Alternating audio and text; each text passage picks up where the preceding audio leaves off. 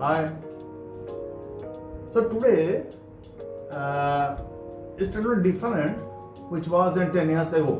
Why I am telling you? 10 years ago, people used to say that slow but steady wins the race, and now first but steady wins the race. Why I am telling you? Because lot of you are young persons, lot of persons are catching the goal, and then what they will do? They will move in a steady way. Oh, let us do. But now there is another fact. The fact is that you must be fast, you must be steady. How will you do it? That is the catch. And that is exactly I am going to tell you in the video, that how you can do in a faster way but steady way. So see my video completely till the end, and you will find it what is happening. I am Vivek Roy. I am an emotional intelligence coach from Dr. Daniel Goldman, and by profession I am a mechanical engineer and power and energy specialist. If you like my video, please share it. Please don't forget to subscribe it and tell others. Now, I will tell a story today. In 1958, after the war, Japan was recovering from the economic crisis and just scaling up to the economic process. So, it's an interesting story, but it's a fact. And then, one day, Japan government called Japan Railways top management, and they told, see, my dear friends, we have to connect Osaka and Tokyo in a fastest way. Do whatever possible you can do. Fine. So, Japan Railways top management came back to the head office and they called the best engineers. See, we have a mandate to go ahead to reduce the timing between Tokyo and Osaka, and the distance is approximately 500 kilometers. And at that time it was taking nearly 6 hours 30-40 minutes, something like that. Engineers went back and they came back again after a couple of months. They came with very happily, sir, yes, we have a train which can operate at a speed of 100 km per hour, and that is the fastest speed will be in Japan, because in those days the speed of the trains were in between 70 to 80 km, not more than that. So they were very happy and put the proposal to the board of the Japan Railways. You know what happened? The board looked at the total design and the concept, and they told simply only one sentence, and that's the most critical sentence. They told, we need a train twice as fast as. What does it mean? It means that the train has to run at a speed of 200 km per hour. And they were talking about 100 km per hour, which is hardly 20 km per hour more than the speed prevailing in the station. They totally amazed. They told, sir, it is not possible. It is a science fiction. It is available as a science fiction. What you are telling, sir? Nobody thought about it, that a train will run at a speed of 200 km per hour. Japan Railways top management, the board told, okay, fine, you can spend whatever money you want.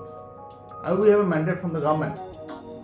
But we need a train which is faster enough to connect between Tokyo and Osaka. Fine. The engineers went back and they worked day and night. They researched of everything. They took every engineering control and checked everything. Ultimately, this is the impossible goal.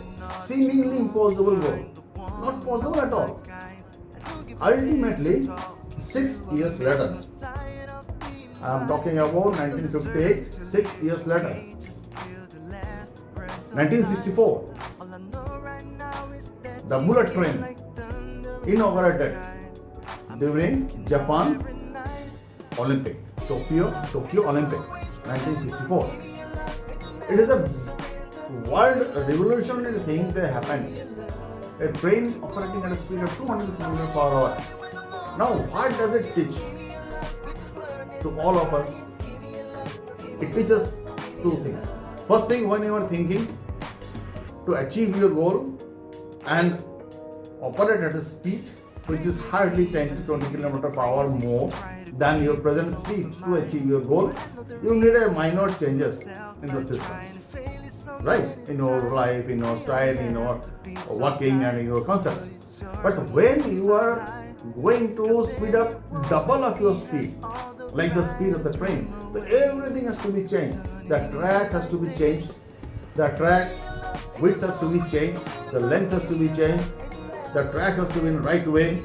Now the second thing is that to cut the distance in between the Tokyo and Osaka, you need to actually create a lot of tunnels. That is a challenge. They created it. And the third thing, what they did, they have thought about a train which is not a conventional train operating at 200 km per hour. The design must be completely aerodynamic. What is aerodynamic? It should have least resistance to the air so that heating up process will be lesser and the power consumption will be lesser for the engine. So they did everything. So when you are thinking about moving as fast, twice as the speed to reach your goal, the only one thing you have to take care of it, that your goal is very clear. Your strategy is firm, time tested. You have to do hard work, continuously hard work. And the fourth thing is that you must think that if you have a target to earn 1 crore of rupees, I'm giving an example, after 10 years, what is the fastest way to do it? Make it a 2 years goal. Within 2 years I make 1 crore of rupees. And if you can't land it to 2 years, you land it to 5 years. That means you are shortening your goal by 50%. And that is a cash, and that is called, in Japan, that is called Shinkansen effect. Shinkansen effect. That means seemingly impossible things. And it is very widely used in your business and in industries, but it is also very much useful in your personal life, in your private lives, everywhere, in your relationships, everywhere. If you have a seemingly impossible goals, chalk out them first. What are the things has to be done? And then think of the bullet train thinking. And this thinking is called the bullet train thinking in Japan. And that is the bullet train thinking, that you have to go fast. And that is the whole moral now. One, you must start immediately. Do it. See the result. Take it and come back. So, if you like my video, you please share it. Please subscribe it. And I will bring more videos like this in future to you to make yourself more faster in life. I am Bibek Roy, taking out from this video. Goodbye.